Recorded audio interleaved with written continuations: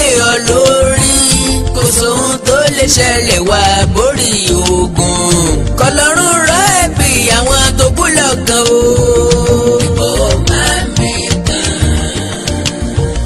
èrò ọ̀tá ò lè ṣẹlẹ̀ ọ lórí kò sóhun tó lè ṣẹlẹ̀ wá borí ogun kọlọ́run rọ ẹ̀bì àwọn tó kú lọ́gàn o.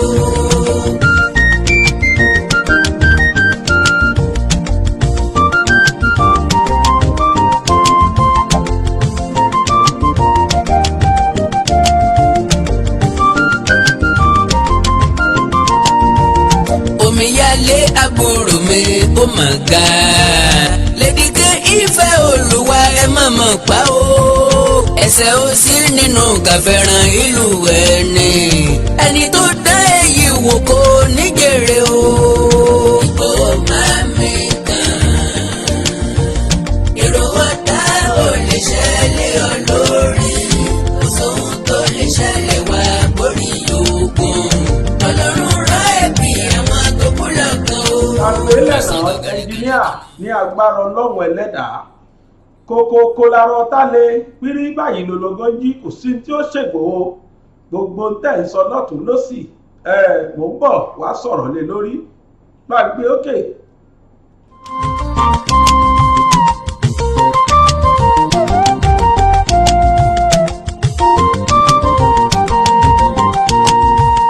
Ìgbòho máa mi kàn èrò ọ̀tá ò lè ṣẹlẹ̀ ọ lórí kò sóhun tó lè ṣẹlẹ̀ wá borí ogun kọlọ́run rọ ẹ̀bì àwọn tó kú lọ́gàn o. ìṣòro ń dojú kọ yìí èyí tó ń là kọjá yìí òṣì tó bá ta ní àtàlà ní nítorí pé tí oyin bá ta ní àtàgbé bí kàmàdù bá ta ní àtàgbà ṣé bí òṣì kan bá ta ní àtàlà náà ni gbogbo tí ń ṣẹlẹ̀ sígbòho gbogbo ẹ̀ náà ni ó borí gbogbo ogun tó hùn kọ́ta gbé sí kò ní kú sí lágbára Ọlọ́run oníwìkúwì ẹ là ń wábì kan jókòó sí mò ń padà bọ̀. èrò ọ̀tá ò lè ṣẹlẹ̀ ọ lórí kò sóhun tó lè ṣẹlẹ̀ wá borí ogun Ọlọ́run rọ ẹ̀bì àwọn tó kú lọ́gàn o. kò sí ohun tó hùn kó lè ṣẹlẹ̀ ogun kógun kan ọ̀tẹ̀kọ́tẹ̀ kan ìyàkíyà kan kò lè borí Sunday Igboho ẹnikẹ́ni tí Ọlọ́run bá ti wà lẹ́yìn rẹ̀ irú ẹni bẹ́ẹ̀ kò ṣeé farawé o ẹnikẹ́ni tí Ọlọ́run bá ti dúró tì irú ẹni bẹ́ẹ̀ ò ṣeé farawé ṣẹ́yìn ò gbọ́ ni wọ́n ní Bíbélì sọ pé one with God is a majority bí ó kè fáínálì mú bọ̀.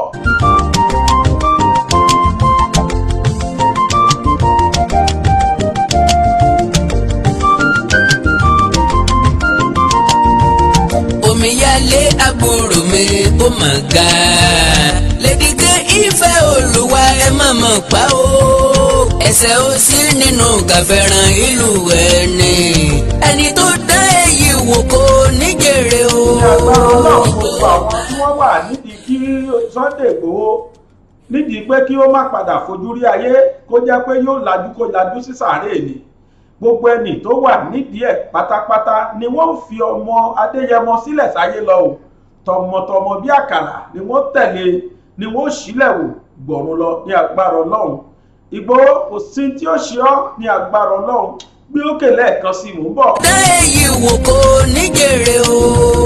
Ìgbòho máa mi kàn èrò ọ̀tá ò lè ṣẹlẹ̀ ọ lórí kò sóhun tó lè ṣẹlẹ̀ wá borí ogun Ọlọ́run rọ ẹ̀bì àwọn tó kú lọ́gàn o.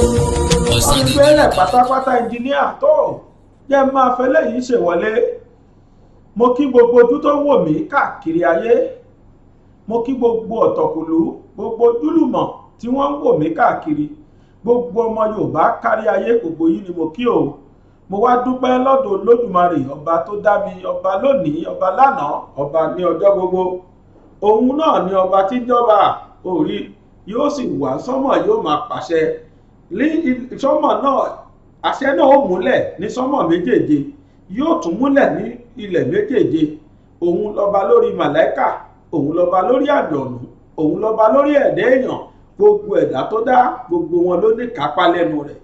òun làwọn mùsùlùmí ṣe ń pè ní àlìmọ́líkì alágbára, ọba tí ẹnu rẹ̀ kàlù ó kálé ó kákó. ọba náà ló ní kílẹ̀ ó mọ́ lónìí, tó bá tún yá yóò tún pé kílẹ̀ tó ṣú. tó bá sì jẹ́ ilẹ̀ ti ṣú lọ́dọ̀ ti yín, òun náà ló ní kílẹ̀ náà ó ṣú. lọ́wọ́lọ́wọ́ yìí ilẹ̀ ti mọ́ lọ́dọ̀ tiwa, òun ló ní kílẹ̀ ó mọ́. ṣùgbọ́n kílẹ̀ ṣú kílẹ̀ mọ́ yìí ẹ ò lè gbáriwo nígbà tọ́lọ́run ó bá yí padà láti ibìkan síbìkan. eléyìí ni agbára tí ọlọ́run ní tí ẹ̀dá kan ò ní. kábíyèsí rẹ̀ olódùmarè ọba tó dá mi, ọba lónìí ọba lánàá ọba ní ọjọ́ gbogbo, ọba tí ò ní kú láéláé. àwọn oníbíbélì wọn lóminipresent, omnipotent, omniscience ọlọ́run ni. òun náà ni ọba tí ò ní kú. ó ní látàrún ṣùwùsì iná tí wà lánàá, ó lóun kì í tòrùn gbé débi pé òun ó sùn. òun ọba òun lọ́lọ́run tí kì í kú láéláé, ọba tó dákú tí ò ní kú ni. olódùmarè ọba náà ní jẹ́ bẹ́ẹ̀. tó ọlọ́run kò dúpẹ́ tèmi torí kò sí fún mi lẹ́mìí pé kí n máa ṣẹ̀mí lórí ilẹ̀. àìwà níṣẹ̀mí náà mọ́ lọ́wọ́lọ́wọ́ yìí ọlọ́run má gbé bá mi, má gbé báwọ náà ó yá ẹjẹ́ àjọ ṣàmì ẹ̀. ká tó máa bẹ́tò tòní lọ, ẹ wo ibi tí wọ́n fi subscribers sí. bí mo ti máa ń sọ gbogbo ìgbà rèé, ibi tí wọ́n kọ subscribe sí ni ẹ bá mi tẹ̀ ẹ́. bákan náà ni pé ibi tí wọ́n fi àmì aago sí, ẹ tẹ̀yún náà. ẹjẹ́ àjọ máa gbádùn ètò yìí níyùngbà. ẹ̀rí ṣánẹ́ẹ̀lì wa bó ti rí, àdúrà yín náà ní gbà lé wa lórí. báwa ti ṣe é ṣe lẹ́yìn náà ń wò ó. ìfọwọ́lù ìwé ẹ ti buwọ́lù nù tẹ́ bá wa subscribe. ṣé ẹ wá rí buwọ́lù yín òun náà ló ń jẹ́ kí iléeṣẹ́ yìí máa lọ déédéé kó máa lọ déédéé. bákan náà nípa ìtẹ́ wà lórí Facebook, àwa náà wà lórí Facebook o. Facebook page wa ní Gbàgede Mọ̀ with Aláwìyé Adébáyọ̀. bẹ́ẹ̀ náà ni lórí IG Instagram àwa bẹ́ẹ̀ náà Gbàgede Mọ̀ _22. ẹ ṣàfọ́lò wa láàyè méjèèjì yìí, kẹ́ ẹ sì subscribe lórí YouTube. ẹ yá o, ètò yín ètò kan ètò Yorùbá Nation Now lórí BGI TV bàbá Gbàgede Mọ̀ tẹlifíṣàn ó tún ti dóde o. ó yá ẹ bá mi ké sí alára, ẹ ké sáyẹrò, ẹ ké sọ́wọ́ àrọ̀gún àga, ẹ wí fún gbogbo wọn pé ètò Yorùbá Nation Now ó tún ti dóde. ó yá o, ẹ wá nǹkan fìdílé tàbí kẹ́ ẹ fìdílé nǹkan, kẹ́ ẹ jẹ́ àjọ gbádùn ètò tòní. ó sì dá mi lójú pé tí a bá jọ gbàgbádà tòní kaná, ọbẹ̀ tó dùn, oúnjẹ tó dùn tó ná gbọ́gbọ́n nínú òun náà láàjọ jẹ. ẹ jẹ́ àjọ gbé ètò tòní sí ojú àgbàmì, kájọ túkọ̀ tòní. ó sì dá mi lójú pé èbúté ayọ̀ báyìí òun náà láàjọ já sí. ó wá ríwọ tó o ní ọjà kan àbí kejì tó fẹ́ polówó, pé wá nínú ṣánẹ́ẹ̀lì wa kíákíá láwọn ọbọ̀ ìgbésáyé. ẹbẹ́ ráwọ̀ tá a ti ń gbé sáyé. Yorùbá ní wàràwàrà báyìí lọ́mọ ẹ̀ tààtà kọ́ mọ ẹranko kan ó tó tà. tó Olódùmarè yóò ṣe dáadáa fún wa. ó yá o, ẹ jẹ́ á bẹ̀rẹ̀ ètò náà ló ní pẹrẹu. láàárọ̀ yìí láti àná pàápàá ní ìpè kan ti ń wọlé. èmi ò tiẹ̀ jákúnra, mi ò jákúnra rárá. n tí mò ń rò ní pé mo láwọn bloggers tún ti bẹ̀rẹ̀. àmọ́ gbà tó wá dàárọ̀ yìí mo wá rí pé ó ṣe lemọ́ á tó èèyàn 30 tó ń pè mí. kí ló ṣẹlẹ̀? wọ́n ní ṣé mo ti gbọ́ wípé anonymous kan ti sọ pé wọ́n fún olóyè Ìgbòho ní oògùn kan jẹ. wọ́n ní wọ́n ti sọ pé kí Nnamdi Kanu má jẹ nínú oúnjẹ tiẹ̀, pé ṣùgbọ́n oúnjẹ yìí wọ́n ti fi oògùn yìí sí inú oúnjẹ olóyè Sunday Ìgbòho. wọ́n lélẹ̀ ló fà á tó fa kidney failure fún un, tí kíndìnrín ẹ̀ tí ò fi ṣiṣẹ́ dáadáa. nínú ẹlẹ́ẹ̀kejì ni pé wọ́n ní tẹ́ a bá rí olóyè Ìgbòho báyìí, wọ́n ní gbogbo ara ẹ̀ ló ń wú káàkiri. wọ́n ní kódò òkú kó bẹ́ lóko. tọ̀hún tó fi ọwọ́ lálẹ̀ pé kí oṣù yìí tó jálẹ̀, ẹ̀gbọ́n tòun àbúrò tòun tí kì í ṣe olóyè Sunday Ìgbòho tiwa táwa mọ̀ pé yóò jáde láyé. olóògùn tí wọ́n fún jẹ ni wọ́n pè ní bryobacteria. olórúkọ scientific name orúkọ oògùn ọ̀hún a máa jẹ́ bacillosantretin. èyí mi ti fẹ́ yọ àfikọ́lọ́ ń ṣàánú wa pẹ̀lú àwọn èèyàn. ó ló ń jẹ́ Bacillus antitransit olórúkọ oògùn náà nù. Ẹ̀yin tẹ́ ẹ jẹ́ dókítà ẹ má bínú pé mi ò pé dáadáa ti yé yín kódé yìí mi ti fẹ́ yọ bí mo ti mọ̀ pé mo ṣe pé mo ṣàkọsílẹ̀ àwọn gbà tẹ́mi ò ń ṣe dókítà kò lè dùn lẹ́nu mi dáadáa ṣùgbọ́n bí mo ti pé òun yóò ti tètè yẹ́yìn dókítà. Wọ́n lóògùn yìí wọ́n ní ó jẹ́ májèlé tí àwọn olóyìnbó ń pè ní poison. Wọ́n lẹ́nikẹ́ni tó bá jẹ nínú oúnjẹ wọ́n lọ́rùn làálàá ni.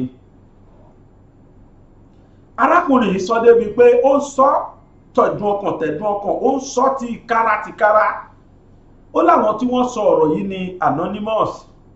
Ṣé ẹ rí àwọn àjọ kan wà lóòótọ́ tí wọ́n wà lórí Facebook.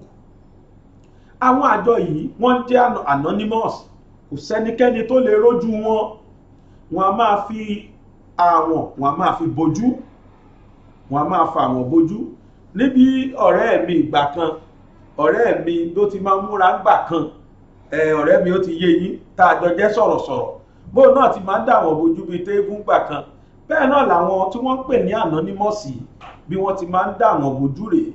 Àwọn àti ẹ̀fẹ́ wọn á gbé mebo ẹmọ mebo àwọn kìíní tá a máa ń dà bojú ń gba kérésì wọn á gbé bojú náà fi ń pè wọ́n ní anonymous. Wọn kì í ya fọ́tò kan ṣí ojú wọn lẹ̀ wọn kì í báyàn sọ̀rọ̀ kan ṣojú wọn lẹ̀ tó bá sì fẹ́ parí ọ̀rọ̀ wọ́n á ní anonymous làwọn yẹn ni pé kò sẹ́ni tó mọ̀ wọ́n ní òyìnbó anonymous kò sẹ́ni tó mọ̀ wọ́n wọn ò ní lórúkọ wọn ò ní sọ orúkọ ara wọn.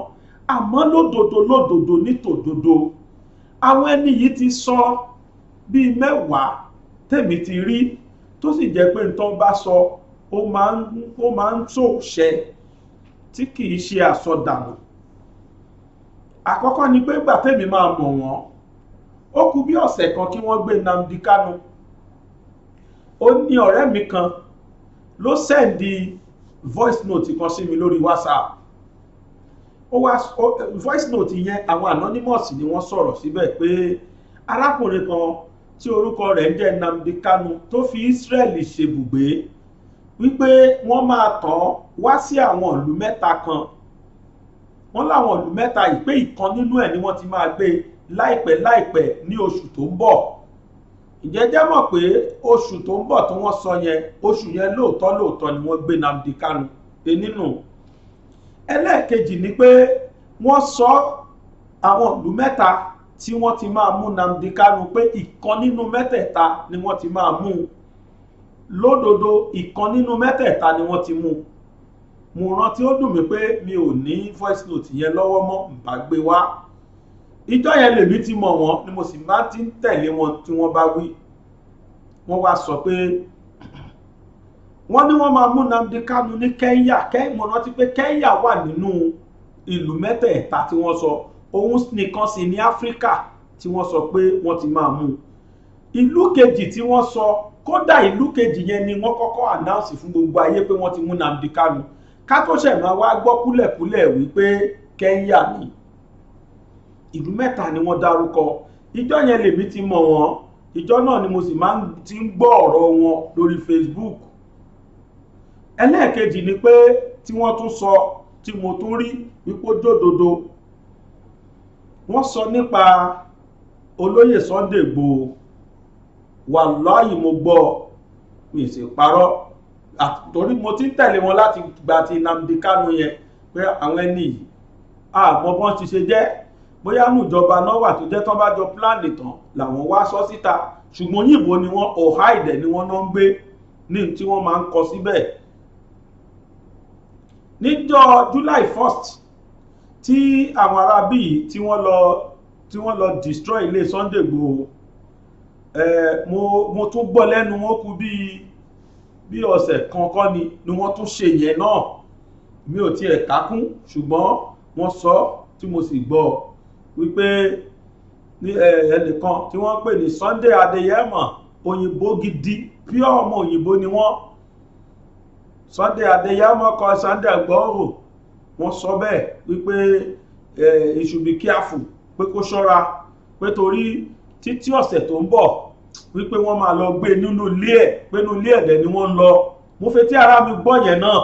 Ẹ̀yin tí ẹ bá ń gbọ́ ọ̀rọ̀ wọn ẹ jẹ́ mi ní ẹ̀rí sí kọ́mẹ́ǹtì mo gbọ́ ṣùgbọ́n mi ò kákún n tó máa yà mí lẹ́nu ni pé nígbà tó di July 1st bá wá ní àwọn Fúlàní nínú wọn ní o bí bákan ni mi ò lè sọ mo fẹ́ kí a máa mọ àwọn wo ló ń jà anonymous yìí àti kí náà ti ṣe rí tèmi mọ̀ ṣùgbọ́n nǹkan náà ṣe yìí bó ti ṣe jẹ́ ẹ ṣe sùúrù kọ́ọ̀lù tí mo ti gbà lẹ́ni kì í ṣe kékeré kódà mo gba tẹni sunkún tó jẹ́ mi mo sáré lẹ́kún pé fọkànbalẹ̀ màmá kò sí ní tó jọ irọ́ ni fídíò tó ẹ̀ ń wò yìí èmi ti gbọ́ ń pa ẹ̀ tipẹ́tipẹ́ mo sì mọ àwọn anonymous tó sọ yìí mo ti tẹ̀lé wọn bọ̀ sí ó kù bí ọ̀sẹ̀ kankan mú Nnamdi Kanu ni tó wọ́n sọ ń gbà yẹn lóòótọ́ àdẹ́fí bí mo ṣe máa jí lóru yẹn mo rí pé wọ́n lọ léègbò lóòótọ́ mo láwọn anonymous sọ̀rọ̀ yìí o ó di mélòó ó di méjì ní ìgbà tí wọ́n máa mú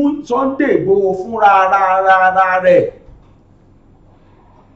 nígbà tí wọ́n máa mú Igboho anonymous sọ wípé kí Igboho kúrò Nàìjíríà lẹ́sẹ̀kẹsẹ̀ pé torí pé láàrin èní sọ́túnla pé wọ́n máa dọdẹ ẹ̀ mú wà láì bóyá ìṣẹ̀lẹ̀ náà nìyẹn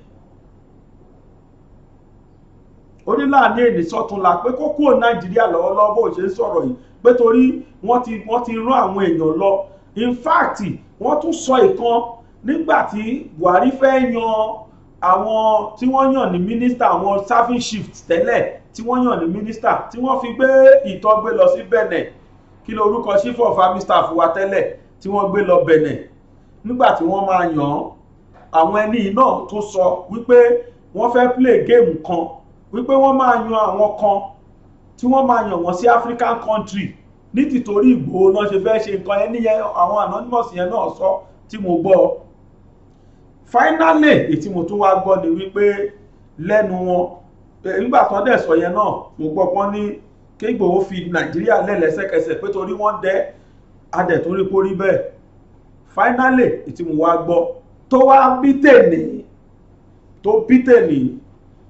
mo ti gbọ́ ọ̀rọ̀ yìí á ti tó bí ọ̀sẹ̀ mẹ́rin á dẹ̀ padà gbọ́ náà létà pé wọ́n fún Sunday Igboho ní poison jẹ èmi ti gbọ́ lẹ́nu anonymous tẹ́ni ìṣẹ̀ṣẹ̀ wàá sọ tó dá wàhálà lẹ́ tí gbogbo ayé ń sunkún yìí mo ti gbọ́ tipẹ́ kí wá tó sọ̀rọ̀ lórí fídíò yẹn ẹ jẹ́ á kọ́kọ́ jọ fúnra wa wò kí n wá ṣàlàyé fídíò yẹn lọ́rìí kí ni wí fún yín tó ṣẹlẹ̀ gan-an ẹ̀yin tẹ́ ẹ ti fẹ́ para yín lé lórí torí ẹni yẹn sọ nínú fídíò yẹn ó sọ tọkàn ẹ̀ balẹ̀ pé tó bá máa fi di ìparí oṣù yìí ẹ̀gbọ́n wọn á kú láìṣe Olóyè Ìgbòho níjọ́ tí wọ́n sọ ọ̀rọ̀ yẹn àtìgbà tó ṣẹlẹ̀ máa ṣàlàyé ẹ̀ mò ń bọ̀ ẹ jẹ́ á kọ́kọ́ wo fídíò yẹn náà. About Igboho, Sunday Igboho, who the one that is championing Oduduwa Republic, that was captured. That was July 28, if I'm not mistaken.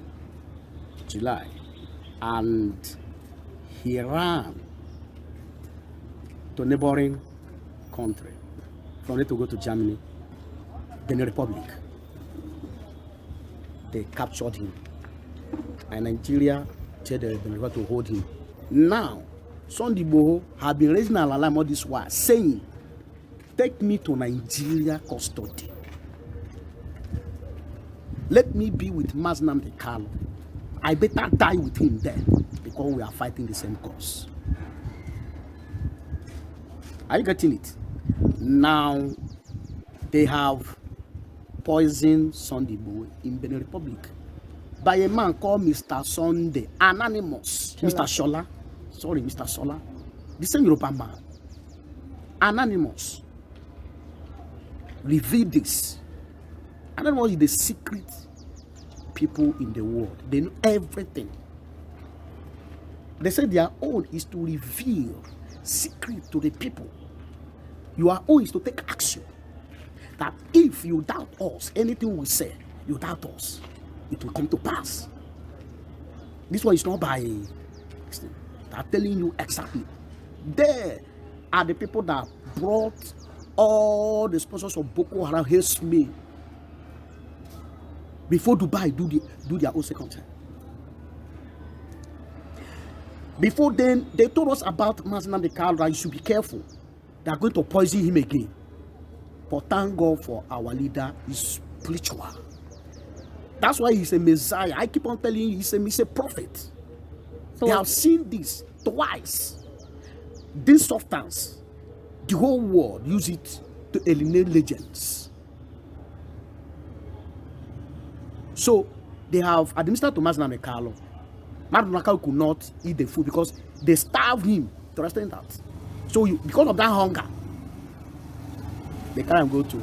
They do it to Sunday Igboho. They succumb and eat the food. So was Anonymous aware of this earlier before now? That's what I'm telling you. Let me read it out from you so that you know. Let me read it from you. Let me just read something very, very, very good for you. The people of this country should be aware the many borrowed money drawn by the government or the agendists I meant will be used to fight you, the citizen. These funds are being sacked up. Weapons are being imported. The agenda mission is getting closer. Unfortunately, the previous exposition are all shot in the old page that is being deleted. We shall endeavor to retrieve all and report them here. You must always revisit all these previous exposition by Anonymous, the southern region and the middle belt. Sorry, Mr. Basi, because of time, can we go over to Sunday Igboho? Yes. Now, Sunday Igboho, Mr. Sunday Igboho. This is a new paragraph. Mr. Sunday Igboho, Mr. Sunday, his real name is Mr. Sunday Adeniyi Adeyemo Adeyemo. Remember what we said. Anonymous is talking about aforementioned many months before his capture. They are talking about Sunday Igboho. We had made it clear he was to be captured and must be careful. We had made it clear he would be poisoned. Anonymous is saying, if captured, the people must learn never to doubt anything said by the Anonymous. Anonymous talking. Without proper action, anything said by the Anonymous must come to pass. Anonymous talking. Mr. Adeniyi Adeyemo has been poisoned. Anonymous is telling you, you should expect the death of this said man, Sunday Igboho, in the coming month. Anonymous is saying, he was given a substance called biobacteria through the food given to him. This bacteria given to him is called Bacillus anthracis. This was administered by a man called Shola. The Bacillus anthracis is a deadly killer which was being used to eliminate a lot of legends in the past. The same Bacillus anthracis was administered to Mr. Nnamdi Kanu. Miraculously refused to take it on that said day. We see all this. We always give you ahead of time information, and you must never forget. We are Anonymous. We are Legion. We do not forgive. We do not forget. Expect us. Wow. Anonymous told you when there was You have a picture of the poison you talked about. You say? You have a picture of the poison you talked about. Yes, this is the picture of the poison now. And I give you the name of the substance. This is the poison now. This is the poison. Okay. Now, Anonymous, their exposition 8, if I'm not mistaken, that was on Sunday morning at 2 p.m. Yes, August, their first exposition. Yeah, they said that they have launched another group in one of the African countries. Anonymous is telling you, they call it Mahajudin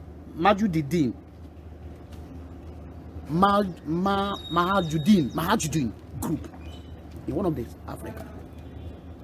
For them to start their operation in Enugu, Obolo, and Nsukka to capture the eastern zone. Governor of the representative administrator of Imo State, Hope Uzodimma, the evil man, Anonymous revealing. Anonymous told you that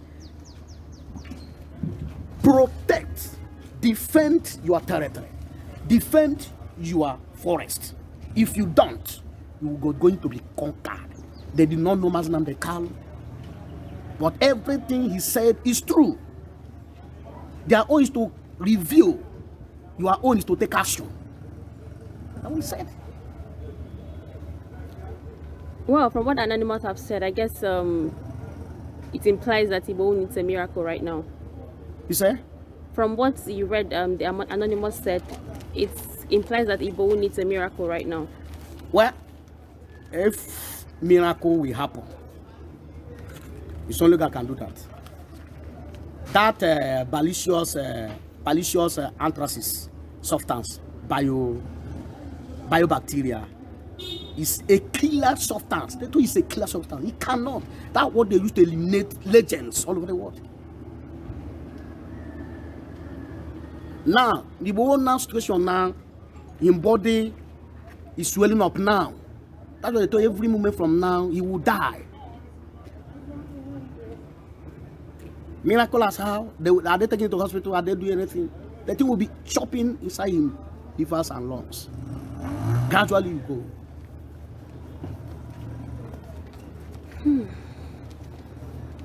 Okay. So that's how African leaders are wicked. They are very, very terrible people. Mazi said, African leaders that are callous and wicked, dubious and greed, selfish. Because of what? Power, self-interest. All they know is to kill, to remain, and make everybody, subject everybody to poverty. So you can say, Madam, sir, that's what they want. To do good things, never. But they travel to European countries and enjoy. To bring good things, they will not bring it. They will bring that bad thing. How to kill. So that is Africa for you. The way our reasoning, we don't reason right. Understand? So it's not about I be Yoruba, I be this, I be that. Everybody will hear them. It's coming one after the other. Look at when Onoge crisis came. All the chief judges, both in the state level and the federal level, could not do anything. And this administration destroyed judiciary, and they keep quiet because of fear of death. Now they have written to another person. Onoge was disgracefully removed from the seat. And the second person who's supposed to take over from him is Rose Peter Odre, the former governor of Akwa Ibom. Peter Odre, his wife. Now, Malami, the Sharia judge, the Fulani, who no merit anything, took over. Now it's like it's not strong. Now is this lady who's supposed to be there before him. Now they invaded his house. Didn't you hear about it? They want to kill him, assassinate him.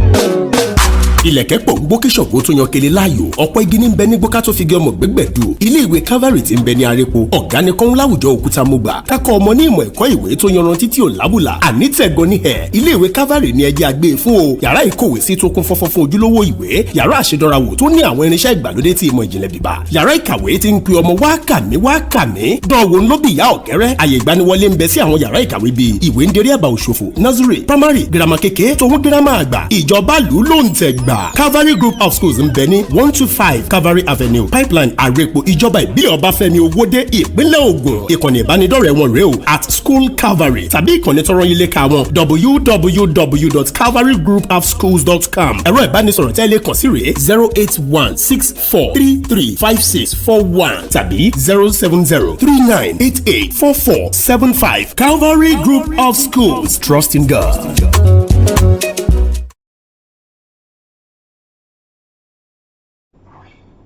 ọ̀rọ̀ tí Anonymous sọ tóun sọ pé òun rí kà òun lẹ gbọ́ yìí, fídíò yẹn gangan lẹ wò yìí. Now mo wá fẹ́ sọ̀rọ̀ sí ṣé ẹ rí fídíò tẹ́ wò yìí. Àkọ́kọ́ náà máa kọ́ sọ fún yín pé ẹni tẹ́ ẹ rí tó sọ̀rọ̀ tó jọmọ Yíbò yẹn, atẹ́ni tó lọ rìkọ́ọ̀dù ẹ̀, àwọn méjèèjì partner in crime ni wọ́n. Èyí tí wọ́n ṣẹ̀ṣẹ̀ gbé kiri tán ṣẹ̀ṣẹ̀ rú kiri ó ti ṣẹlẹ̀ sí òtítọ́ oṣù kan àbọ̀ Anonymous ti sọ tó náà sọ yìí. Mo dẹ̀ fojú ara mi wò ó. Kò ju ọjọ́ kẹta tí wọ́n sọ̀rọ̀ yìí lọ la gbọ́ rumors pé wọ́n fún olóyè Sunday Igboho ní poison jẹ wípé ó ní kidney failure. Ẹ rí pé mo dákẹ́ lérí ọ̀rọ̀ yẹn, mi ò sọ nǹkan kan lẹ́yìn tẹ́ ẹ bá ń bá mi bọ̀. Nígbà tí mo rí páwọn èèyàn fẹ́ ní hypertension tí wọ́n ń bi mí lọ bi mí bọ̀ ni mo kàn ṣe fídíò pé ẹ má wọrí, olóyè Igboho is hale and hearty, ẹ lọ wo fídíò mi ó wà ńbẹ̀. Torí pé mo ti rí gbọ́ lẹ́nu Anonymous tẹ́lẹ̀, mo dẹ̀ rí kó ṣẹlẹ̀ bí ijọ́ kẹta tèmi rí fídíò wọn wò. Ó lòun ṣẹ̀ṣẹ̀ wá ń gbé kiri yìí. Wọ́n ti tweet olóyè Igboho ti wà òkè ti pẹ́ o. Ọ̀rọ̀ lórí olóyè Igboho tẹ́ ẹ bá gbọ́ lẹ́nu mi, ó tẹ́ni 6 tí mo kọlù kí n tó wá sí studio sìn nítorí ọ̀rọ̀ yẹn. Ní àwọn tí wọ́n súnmọ́ olóyè Igboho níbi pátá tí wọ́n ń bá sọ̀rọ̀ lójoojúmọ́. Kódà ẹnìkan wà tí mo pè tó sì bá sọ̀rọ̀ láàárọ̀, èmi ò bólóyè Igboho sọ̀rọ̀ rí o, mi ò láti gbọ́ tó ti gbé mi l'opportunity láti bá sọ̀rọ̀. Àmọ́ àwọn tí wọ́n ń bá sọ̀rọ̀ lójú méjèèjì, èmi àti wọn máa ń sọ̀rọ̀. Ntẹ́ bá sì gbọ́ lẹ́nu mi lórí ọ̀rọ̀ yìí bí akówárápá tó kángun sọ́run ni. Lóòótọ́ ni Anonymous sọ̀rọ̀ yìí, wọ́n sì ti sọ́ọ̀sìn kì í sọ̀rọ̀ oṣù kan àbọ̀. Àwọn méjèèjì ṣẹ̀ṣẹ̀ lọ sọ̀rọ̀ ọ̀sẹ̀ gbẹ̀rọ̀ yìí kí wọ́n lè fi popularize channel wọn ni blogger máa ń ṣe bẹ́ẹ̀. Àwọn tí wọ́n fẹ́ káyé mọ àwọn tí wọ́n ọ̀dẹ̀ mọ implication táwọn ń ṣe yẹn ni wọ́n ń ṣe tẹ̀rí.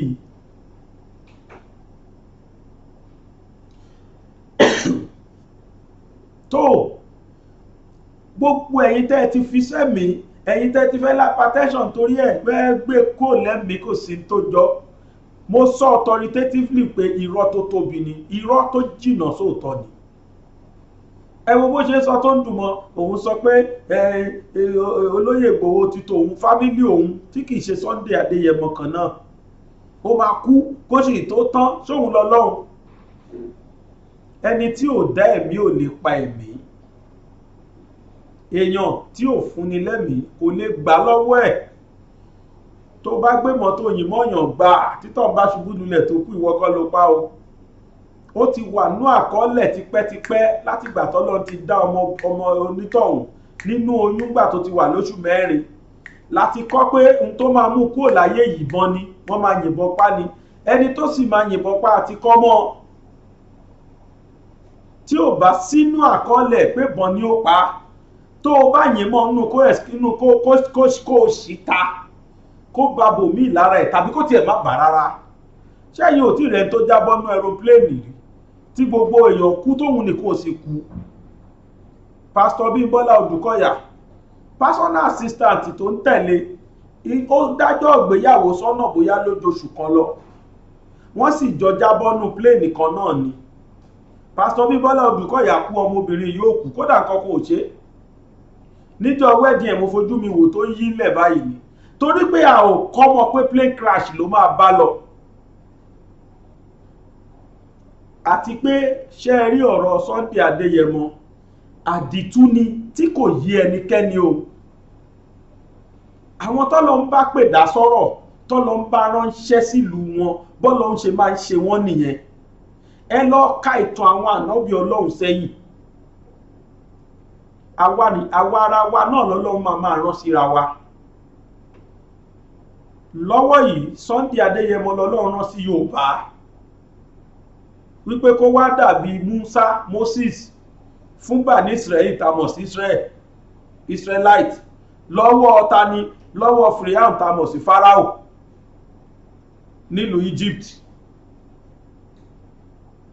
Ẹni bá wá sọ pé òun fẹ́ takò Ọlọ́run ló ń takò. Ní ìgbà míì láti sọ ní di ọkùnrin Ọlọ́run máa fìyàn á fi débi pé ayé gan á fẹ́ padà lẹ́yìn ẹ̀, wọn ò ní fẹ́ bá ṣọ̀rẹ́. Torí pé ibi tọ́lọ́run fẹ́ mú dé Ọlọ́run máa ẹ wo gold, tẹ́ bá kó gold níta kò ní wù yín, ẹ ní nífẹ̀ẹ́ sí. Gold tẹ́rí tó ń dán ni tó bá sọ fún yín tójú òun ti rí, wọ́n kó jáde nínú odò á dúdú xọxọxọ ẹ̀ tí ẹ lè mọ̀ pé gold ni. Lẹ́yìn yẹn wọ́n wá lọ gbé sí inú iná gidi, iná tààrà yìí, iná tó le jù náà búrẹ́dì lọ. Wọ́n wá fàyà ẹ̀, wọ́n kó náà mọ́ lórí gan. Ṣùgbọ́n tó bá máa jáde nínú iná báyìí á di tóhun tọmọdé tàgbà rí. Ntọ́lọ́ máa ń ṣe fún àwọn ìtọ́lọ́ bá pè dá sọ́rọ̀ nìyí. Fún ẹ̀dá kan láti rí iṣẹ́ Ọlọ́run jẹ́, á rí odò bí 4 ló máa fò kọjá. Á fodò àtakò, á fodò èbú, á fodò ebi, á dẹ̀ fodò ìnira.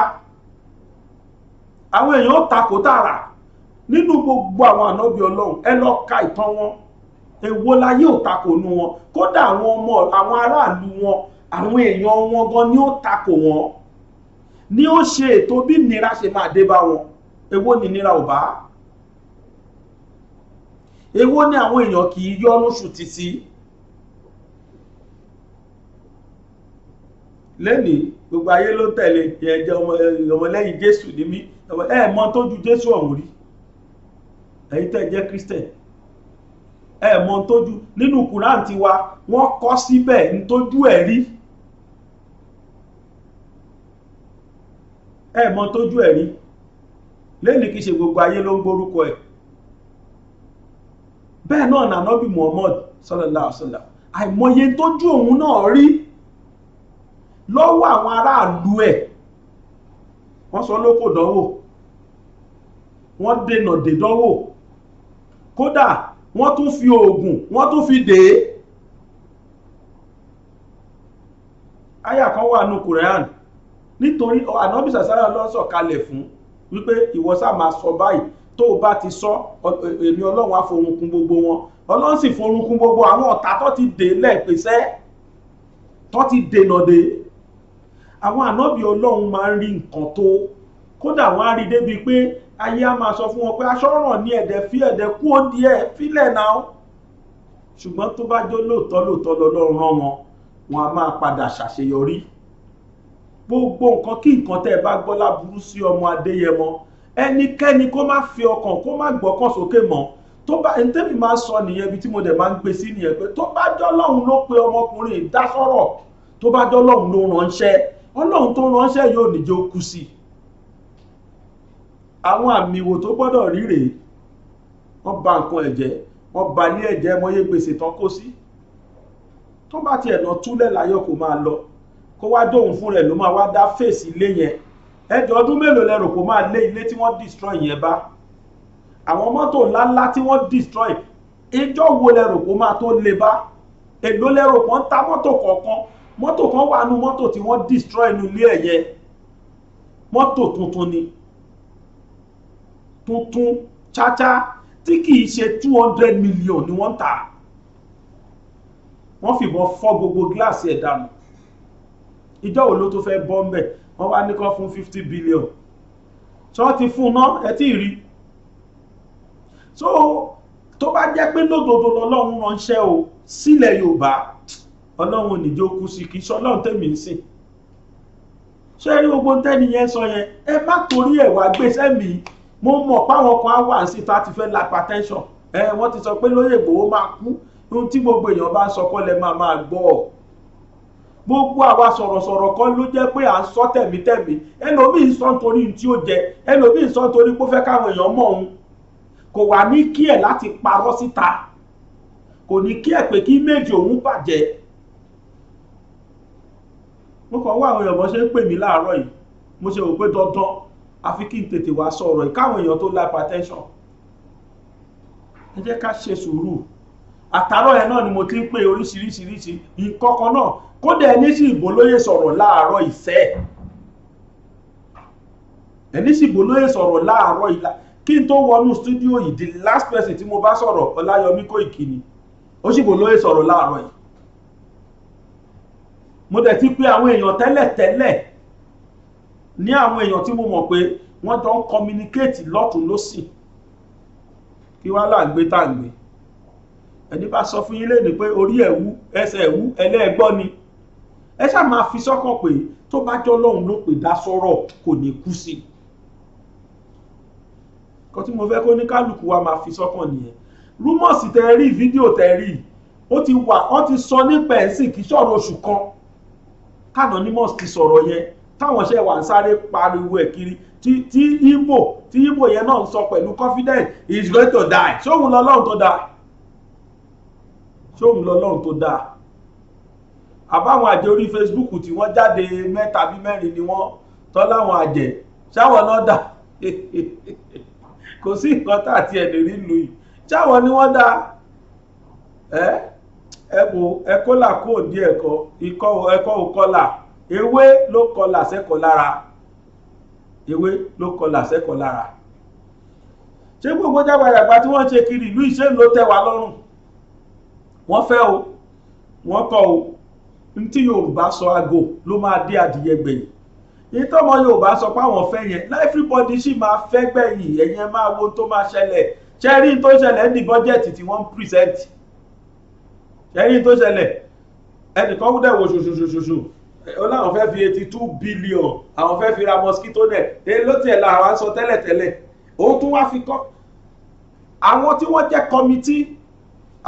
jẹ́ kọmitì bọ́jẹ̀tì yẹn inú mi dùn wọ́n ṣe thorough investigation wọ́n dẹ̀ sọ̀rọ̀ normal bó ṣe yẹ kán sọ Smart Adéyẹmí ó ní tó bá jẹ́ èmi ni president sitting president ó ní ṣòro àwọn ministers méjì tí wọ́n wá defend budget yẹn ó ní máa make sure pé lẹ́sẹ̀kẹsẹ̀ ni mo sáàkì wọn ó náà couldn't imagine youth ò tí ì ríṣẹ́ ṣe wọn ò tí ì róúnjẹ jẹ àwa tí wọ́n dìbò yàn ní àmọ́ ìnira tá à ń rí you need to watch this man ó láwa kan dìbò yàn lámọ́ tá à lójú wá rí ó ní díọ̀tì kan wá dé wá sọ pé àwọn fẹ́ fi 82 billion àwọn fẹ́ fi ra mosquito net ó ní I was born in Nigeria ó ní ẹ̀fọ́ àti ìrẹ́ ní kọ̀ọ̀kan tẹ́fọn jẹ kú ká sọ pé ẹ̀fọn ló jẹ lé ìpa o ló fi kú báyìí o ó ní ṣáàdìrí ni ó lé 82 billion yẹn tó bá lọ fi dá iṣẹ́ lẹ̀ oníṣẹ́ wọn ni mọbi tó dé ìmí náà dẹ̀ tún wá ó gbé budget proposal wá wọ́n wá kó gbogbo ọ̀nà tuntun tí wọ́n fẹ́ ṣe wọ́n kó sọ́nà lẹ́yìn tó lé sílẹ̀ wọn sílùú wọn lọ́hùn wọ́n dálẹ̀ Yorùbá àti ilẹ̀ Yíbò sí wọ́n sọ̀rọ̀ sẹ́nétọ̀ kan sọ̀rọ̀ wọ́n ṣe Lagos Ìbàdàn road Lagos Ìbàdàn Àbújá road tó jẹ́ pé lọ́wọ́ bó ṣe rí wọ́n è ṣetán látàyè Goodluck látàyè Ọbásanjọ́ tó ti àwọ́ọ̀dù ẹ̀ wọ́n è ṣetán dènè oníkálukú ń débẹ̀ wọ́n fi ń jẹun ni lọ́nà kan ṣo tán dárúkọ ní ọ̀nà Yorùbá tọ́nà fún Yorùbá dc láti ayé Ọbásanjọ́ láti 1999 dc wọ́n fẹ́ rántí kọ́mpìnì kan tó kọ́kọ́ gbá wa tó gbowó yẹn tó mú gbàgbé orúkọ kọ́mpìnì yẹn mo mọ̀ pé tó bóyá kí n tó ṣe tán bóyá máa rántí kọ́mpìnì yẹn tí wọ́n gbá wa lé lórí tọ́rọ̀ yẹn di wàhálà gan tọ́básanjọ́ tó gbà kó lọ́wọ́ wọn kan tó gbé fẹ́ lòmí nígbàtí Goodluck Jonathan dé helicopter ló gbé wá sí Ṣàgámù interchange tó wá fi lọ́ǹchì the same ọ̀nà padà kò dẹ̀ wọ́n ṣe kankan sí tó fi kó mbẹ̀ eléyìí náà tún débẹ̀ sí òun náà tún láwọn ṣe ní ọ̀nà kan ṣo tán dárúkọ nínú bọ́jẹ̀tì yẹn báwọn ṣe sílẹ̀ Yorùbá ilẹ̀ Yíbò kò tiẹ̀ sí rárá south east south no wọ́n wá kó gbogbo ọ̀nà tó kù wọ́n kó sí north east inú north tí wọ́n lọ́hùn àwọn senator yẹn wá challenge wọn pé kí ló dé tó bá yẹ ẹ sọ pé wọ́n Nàìjíríà ṣé bí wọ́n Nàìjíríà ṣe fẹ́ ṣẹlẹ̀ rí ẹgbẹ́ bọ́jẹ̀tì wa ṣe wá rírọ́ tí mò ń pa yìí ẹ wo àwọn fídíòs méjèèjì ń bọ̀. Common sense dictates to me that when you have a serious economic problem emanating from global economic recession and you have a large army of unemployed youths capable of carrying out a revolution and you are not looking at how you're going to engage them. You know why this budget session is very important? One of your colleagues whom, if I'm president today, I will have sacked them, the two of them, this morning. They came to the National Assembly with a budget proposal of buying mosquito nets for 82 billion. You see, you're a member of the cabinet. You don't have to sit down when some people are trying to cause problems for our nation. When your ministry, your sector, which is key to our economic survival, is talking about 10 billion, and somebody in his right senses, who says a professional, a minister, is coming with the proposal of buying net, mosquito net. Well, we grew up in this country, and mosquito has not killed everybody here. Now, it's simply corruption. There's no other way to put it. Now, if Solid Mineral, when our government was campaigning, part of what we promised was to complete Iron and Steel Complex. That will have employed over 20 to 30,000 people. Now, Iron and Steel Complex line fallow now. And we are here talking about budget. And somebody will tell me that we should approve 82 billion to buy mosquito net. Some people should be sent to jail. Simply put, you can't explain it. Do you know what Nigerians are passing through? There are people, those of you who have not been elected, you are lucky. Ask those who have been elected with the pressure of our people at home. There are no jobs. People are roaming the streets. Instead of us to face Solid Minerals, to pump in money there to create jobs and encourage the younger ones to help us to liberate ourselves out of problems, the economic problems. We are coming now, you are saying 10 billion is, you are thanking God for that. What is 10 billion to some agencies? Now, what is 10 billion? When you talk about completing a project that will change the face of the world, a stanza of our national anthem says, the labor of our hero past shall not be made. Iron and Steel Complex was conceived by some people in time. And looking at your key railway projects, which you've highlighted, the Southeast is bigger than that of Maradi. I'm not even talking of South-South. So what policy guide, what need assessment, what study of federal character integration will make a Ministry of Transportation put 284 kilometers from the end of the north to Maradi, and we're reconstructing narrow gauge in the Southeast, South-South? This, to me, is part of why the integration in this country will always be a challenge, because things are done with so much impunity, things are done with so much, you can't do anything. This is our common money. So when we approve this budget, you go and do Maradi Road, Railway, and do a narrow gauge rehabilitation for the Southeast. My heart bleeds. No, let me finish my question. This has been a recurrent thing anytime you appear before us, Honorable Minister. And you are now giving us this as the way to enhance the economies of Niger and Nigeria. Why the economy of Nigerians, especially those who have the containers, who are always on the road, we are giving them narrow gauge rehabilitation. Chairman, I'm not sure, I hope you understood my question. I am a Nigerian. Chairman, I also concur with develop another country before develop our before own. you answer, Thank let you. me finish. No, I concur with you because we constantly challenge you. Why would you give us those in the eastern part of Nigeria from southeast, north central, northeast? You are giving us the archaic old model narrow gauge. Then you are now spending a lot of money to do modern, what do you call it? The modern gauge to other parts of the country. What is wrong with the southeast, north central, and northeast? Are we not Nigerians?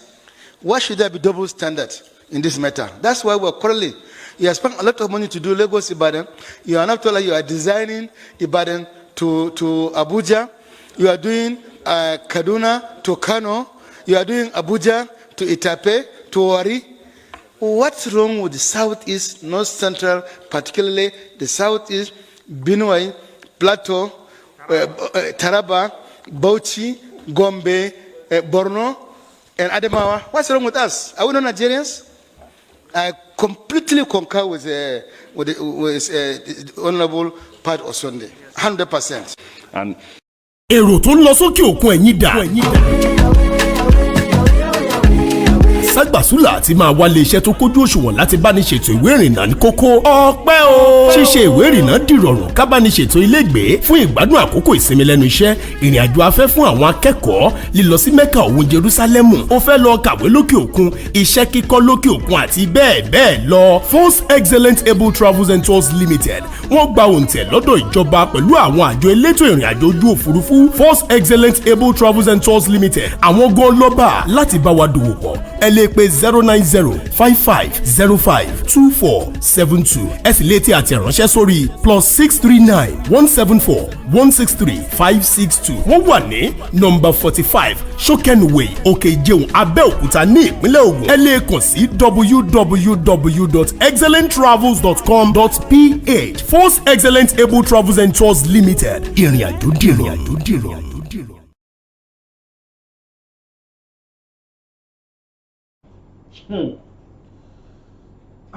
ẹ gbọ́ bọ́jẹ̀tì táwọn èèyàn wá present, ṣe gbọ́ bó ní kálukú wọn ṣe fòun lẹ̀.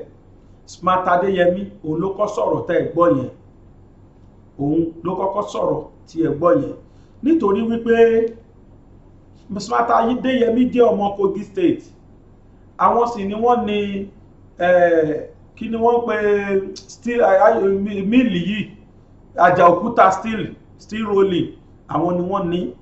Béèyàn bá dé Àjàòkúta yẹn tó bá jẹ orí àwọn asunkún, béèyàn bá dé Àjàòkúta yẹn tó bá jẹ orí àwọn asunkún, gẹ́gẹ́ bóun náà ṣe kóòtù inú ẹ̀ wípé a sọ pé nínú national anthem wọ́n ní the labour of our heroes past shall never be in vain.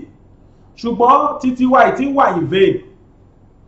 Ẹnikẹ́ni tó bá dé Àjàòkúta yẹn sẹ́ steel rolling o tó wọnú steel rolling yẹn o asunkún níbi tí a waste nǹkan dé.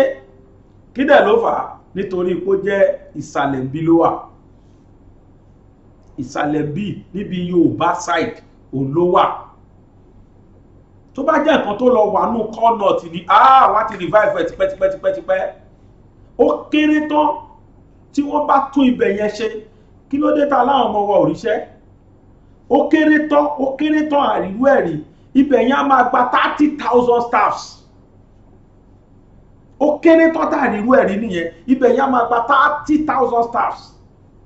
Àti sọ pé àwọn adults, àwọn kéékèèké o, wọ́n máa ń lo orúkọ kan fún wọn nínú labour, àwọn casuals. Àti sọ àwọn casuals o, àwọn real staffs, àwọn adult ones àgbà 30,000. Different department. Ṣéun Ṣàgàrí Fúlàní náà ló sáṣe. Ó dẹ̀ mọ̀ pé bẹ́ẹ̀ yẹn ṣe, ó mọ̀ pé wọ́n ní resources síbẹ̀, ó mọ̀ pé steel wà ńbẹ̀, iron and steel wà ńbẹ̀, ló ṣe lọ locate ẹ̀ síbẹ̀. But this thing, kò síjọba tó ráyè tiẹ̀, petroleum, ibẹ̀ yẹn á dẹ̀ pa times 10,000 ní tàn rí lórí petroleum lówó ọjọ́ kan, revenue ọjọ́ kan, á pa times 10,000 tán rí lórí revenue tán make lórí petroleum láàrin oṣù kan. Níjọ́ kan ṣo ó waste kalẹ̀ ó wà bẹ̀. Àwọn beauties tó wà ní inú ìlú yẹn, ní àwọn beauties tó wà ní ìlú yẹn kì í ṣe kékeré. Gbogbo ministers tó ń dé wọn ṣe budget dé bẹ́ẹ̀rẹ̀. Adẹ̀ láwọn ọmọ wa ò ríṣẹ́ ṣe. Àwọn èèyàn ń gbé làkàyè wọ́n ń gbé lọ sí ìlú òyìnbó. The best doctor in the whole world lẹ́nìí ọmọ Nàìjíríà ni. The best doctor in the whole world ọmọ Nàìjíríà ni. Àìmọye ọmọ Nàìjíríà tó jẹ́ engineers tí wọ́n wà káàkiri ayé tí wọ́n ò lè excel ní Nàìjíríà because there is no means of excelling. Wọ́n ò lè exploit brain wọn, kò sí irinṣẹ́ tó lè fi ṣiṣẹ́ náà. Tọ́ bá budget owó fún lẹ́nìí, ẹ jẹ́ kó tọ́sẹ̀ kan, ibi tán ti lọ yáwó yẹn náà tó máa jí kó padà sí. Èmi ìdí Àjàòkúta yẹn kódà mi lè control tears. Ó ṣe nǹkan tá à ń waste.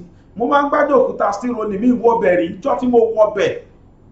Tẹ́ bá wo títì tí Ṣàgàrí ṣe sí ibẹ̀ yẹn, títì ibẹ̀, you see how thick that road is.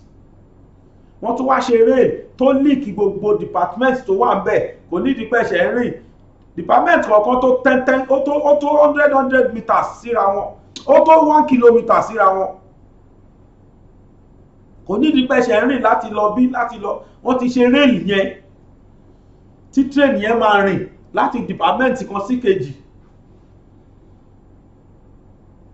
and àwọn product tí wọ́n ṣe jáde ń bẹ̀ àwọn output wọ́n fi kan hàn wá wọ́n fi department kan hàn wá wọ́n ní ìnèdè láàrin wọn 1 hour jàre láàrin wọn 1 hour wọ́n sọ iye hundreds of thousands of dollars tó ń produce tí nǹkan tí wọ́n ń produce ń bẹ̀ iye hundreds of thousands of dollars tó ń tà hundreds of thousands ni o kì í ṣe hundreds of dollars hundreds of thousands of dollars tí wọ́n ń tà bí ká sọ pé $100,000 náà ń ta o àsàtìgbà tèmi lọ ẹ̀wọ̀ 2017 tí bẹ́ẹ̀ ò function mọ́ adẹ̀ ní tẹ́ bá wo àwọn machines tó wà nú ẹ̀ overhauling lásán ló need wọ́n ní kọ́kọ́ gbé àwọn òyìnbó yẹn wá láti Russia àwọn náà ni wọ́n ní world power ń gbà yẹn àwọn ni wọ́n wá erect gbogbo ẹ̀ wọ́n ní kọ́kọ́ gbé wọn wá kọ́ wá overhaul ẹ̀ kí machine yẹn dẹ̀ máa ṣe padà ó useless kalẹ̀ ó lẹ́rí tí Senator Smart Adéyẹmí ṣe ń fohùn ló ń fohùn ẹ̀ lẹ́ẹ̀ni nínú fídíò tẹ̀wò tán yẹn adẹ̀ láwọn ọmọ òrìṣẹ́ ṣe adẹ̀ ní unemployment wà nílùú yìí because we don't love this country we think we love it àwọn èèyàn suffer every day ojoojúmọ́ ni Fúlàní jí àwọn èèyàn gbé ṣẹ́ẹ̀tì ẹ̀wà ní Togun State ó tún ti wá bẹ̀rẹ̀ padà Abẹ́òkúta dẹ̀ ló ti bẹ̀rẹ̀ Abẹ́òkúta ló ti bẹ̀rẹ̀ tí òun ṣe pé bóyá ọ̀rọ̀ rárá ó di méjì tí mo ti gbé wá ó di videos méjì tí mo ti gbé wá mo láyọ̀ láti sọ fún wa pé àwọn ṣẹlẹ̀ tí wọ́n lọ kó ní church tẹ́ ẹ̀ bá gbàgbé tí mo sọ bóyá bí ọ̀sẹ̀ méjì sẹ́yìn sí tí mo ní wọ́n disvirgin inú ṣọ́ọ̀ṣì wọn bẹ́ẹ̀ wọ́n disvirgin àwọn obìnrin bẹ́ẹ̀ ẹnìkan nú wọn àti rí interview ẹnìkan nínú wọn ti sọ̀rọ̀ wọ́n ti rí ibi léèrè ọ̀rọ̀ tóró tí wọ́n ti release yẹn báwo náà ṣe gbé kí ló ṣẹlẹ̀ gan-an ọ̀gbẹ́ni yẹn ṣàlàyé gbogbo ọ̀rọ̀ yẹn fún wa ká lè mọ nǹkan tó ń ṣẹlẹ̀ pé kì í ṣọ̀rọ̀ ọ̀rọ̀ kì í ṣọ̀rọ̀ eré àwọn Fúlàní yóò dákẹ́ tẹ́ bá wo fídíò yẹn tó máa sọ tí Gumi tó sọ lórí ọ̀rọ̀ wọn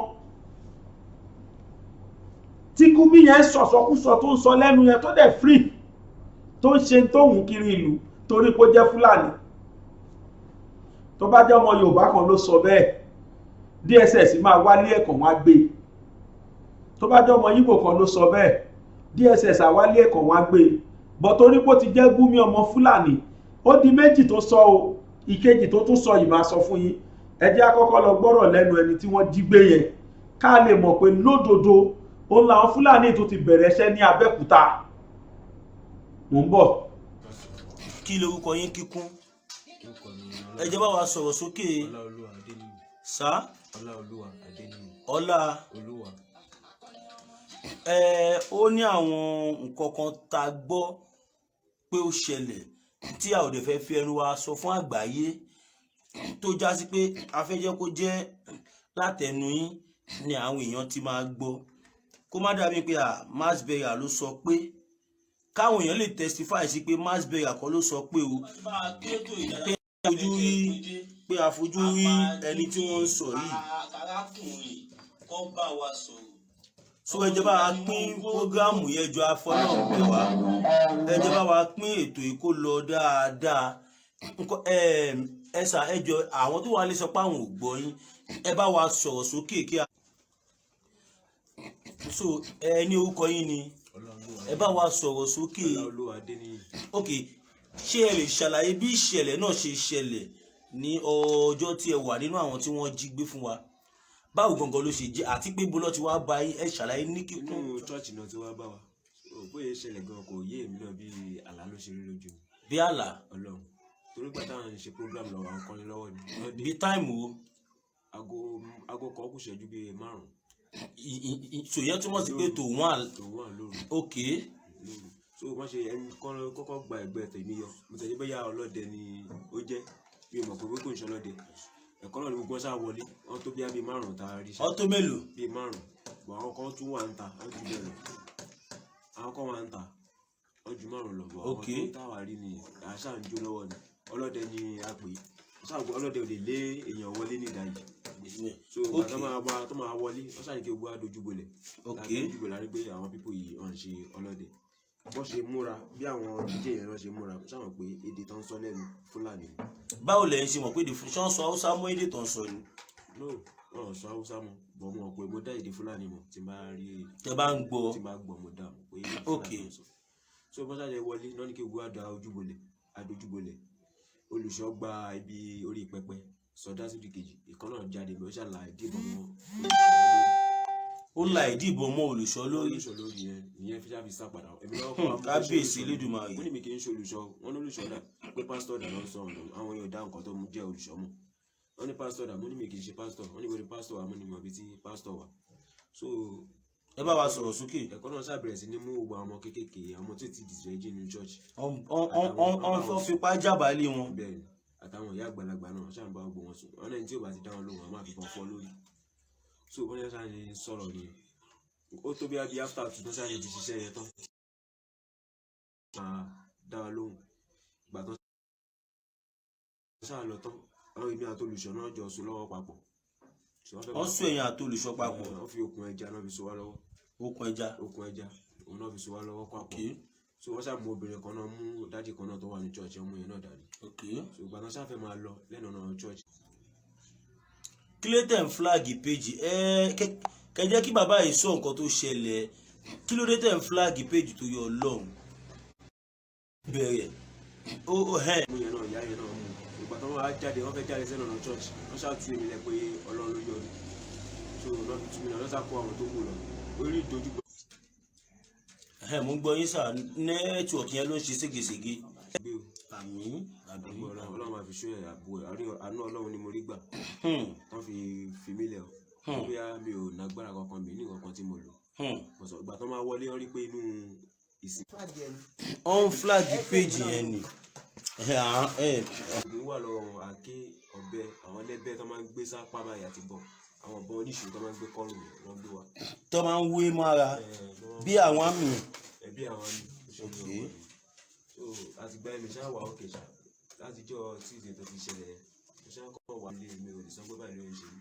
ó mọ yẹn fíìlì kò ń ṣe nǹkan bíi nǹkan church kò ń ṣe nǹkan hospital.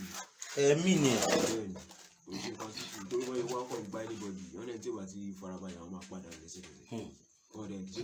ẹ jẹ́ bá wa sọ̀rọ̀ sókè káwọn tó wà nílé gbọ́ yín. ṣé bóyá wọ́n gbé wá ṣeré pé bóyá wọ́n báyọ̀ ṣeré bọ̀ mo dúpẹ́ lọ́wọ́ Ọlọ́run pé mo ránú gbàṣà mo ránú gbà lọ́wọ́ Ọlọ́run so mo máa bẹ àwọn èèyàn gbogbo ibikíbi tẹ́ ẹ bá ń lọ tẹ́ bá ti ilé bá ti ṣútà àti ìrìn àwa mọ́ ẹni tó ń bọ̀ tí ò rẹni tó ń lọ mọ́ kó ní kálukú ṣàtọ́jú ọmọ àmì wà lánàá lóògùn ajínigbé. àmì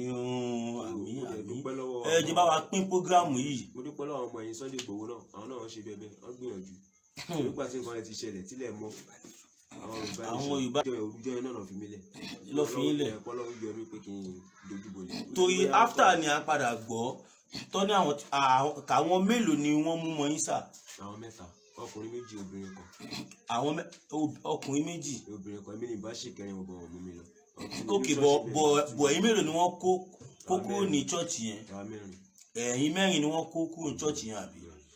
ok so nísìnyí báyìí ṣé ẹ sì nígbàgbọ́ nu wọn Nàìjíríà.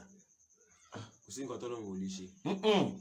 nǹkan tí mò ń bí ni kẹ́ dáhùn nu ẹ máa ń sọ̀rọ̀ sí wọn lẹ́nu tó láwọn tó wà nǹkan tá à ń sọ lọ́run gbọ́ ní àárín ẹ̀yin àti ẹlẹ́dàá yín ṣe support Yorùbá nation àbí ẹ sì fẹ́ continue wá Nàìjíríà. mo support wọn ká pín ló dáa kó ní kálukú wà lórí ayé. kí lẹ sọ. ká pín ló dáa kó ní kálukú. mi ò pẹ́ ní kò sí nǹkan tí Ọlọ́run ò lè ṣe ní sá. mi ò understand nǹkan tẹ́ ń sọ tẹ́lẹ̀ ni. ká pín ló dáa kó ní kálukú wà láyé torí gbogbo nǹkan tó ń ṣe ní orílẹ̀-èdè tiwa yìí àwọn èèyàn lọ bá wọn lílu Ọlọ́run ká lè ṣe orí. tá a bá pín oníkálukú máa mọ ayé ẹ̀ ó máa mọ bí tó yẹ kó dúró sí á mọ bí tó yẹ kó dúró sí. gbàtà bá ti pín kò sí nǹkan tó kan tiwọn láti wá sọ̀dọ̀ tiwa ń bì. àlọ́ kò sí nǹkan tó kàn wá láti lọ bá wa Ọlọ́run ká pé ló dáa. ó yá bí Ọlọ́run ṣe tú yín lẹ̀ àdúrà tó bàbá wa ṣe Sunday Adéyẹmọ Ìgbòho Òòṣà tí àwa ń tẹ̀lé tí a dẹ̀ nígbàgbọ́ nínú wọn pé wọ́n máa jáde láìpẹ́ afẹ́jẹ́kẹ́ ṣàdúrà fún bàbá wa ṣe Sunday Adéyẹmọ Ìgbòho Òòṣà torí pé ní jíjáde tí àwọn because ariwo táwa pa síta ló fà á tá because initially tẹ́ bá lọ wò kò sí radio station tó gbé news yẹn bí Yorùbá Nation Security àwọn ni a gbọ́ pọ̀ padà lọ tí wọ́n lọ rescue àwọn tó kùn yín tó mú. So mo fẹ́ kẹ́ dúpẹ́ lọ́wọ́ àwọn lálàkọ́kọ́ ẹlẹ́kejì kẹ́ dúpẹ́ lọ́wọ́ Chief Sunday Igboho kẹ́ wá bá wa ṣàdúrà fún bàbá wa Chief Sunday àti bàbá wa Banji Akíntóyè ẹ jẹ́ bá wa ṣe ní kíákíá ẹ jẹ́ bá wa ṣe ẹ. gbogbo àwọn ènìyàn jí gbé lọ lágbára Ọlọ́run wà láì dààmú kò ní wọnú ìdílé wọn. àmín àmín àmín àmín lágbára Ọlọ́run gbogbo tó ń ṣẹlẹ̀ lórílẹ̀-èdè Nàìjíríà Ọlọ́run bá wa dá sí àmín lágbára Ọlọ́run àdúgbò wà lá. kí àwa tó lọ máa wá àkọ́kọ́ fún yín kẹ́ fi jẹun. ilẹ̀kẹ̀ pọ̀ ń gbókè ṣọ̀gbó tó yan kele láàyò ọ̀pọ̀ igi ní ń bẹ ní gbóká tó fi gé ọmọ gbẹ́gbẹ̀dù ilé ìwé Calvary tí ń bẹ ní arepo ọ̀gá ni kọ́ń láwùjọ òkúta mọ́gbà kákọ́ ọmọ ní ìmọ̀ ẹ̀kọ́ ìwé tó yanrantí tí ò lábùlà àní tẹ̀gọ́ ní ẹ̀ ilé ìwé Calvary ní ẹjẹ́ àgbé fún o yàrá ìkówé sí tó kún fọ́fọ́ fún ojúlówó ìwé yàrá àṣedọ́rawò tó ní àwọn irinṣẹ́ ìgbàlódé tí ìmọ̀ ìjìnlẹ̀ bíbá yàrá ìkàwé tí ń pe ọmọ wá kàmí dánwò ńlọ́bìyà ọ̀kẹ́rẹ́ àyè ìgbaniwọlé ń bẹ sí àwọn yàrá ìkàwé bíi ìwé ń derí àbá òṣòfò nursery primary girama kékeré tòun girama àgbà ìjọba lù ló ń tẹ̀ gbà Calvary Group of Schools ń bẹ ní 125 Calvary Avenue Pipeline Arepo ìjọba ìbílẹ̀ Ọbáfẹ́mi Owódé ìpínlẹ̀ Ògùn ìkànnì ìbánidọ́rẹ̀ẹ́ wọn rèé o @School Calvary tàbí ìkànnì tọrọ yín léka wọn www.calvarygroupofschools.com ẹ̀rọ ìbánisọ̀rọ̀ tẹ́lẹ̀ kàn sí rèé 08164335641 tàbí 07039884475 Calvary Group of Schools, trust in God.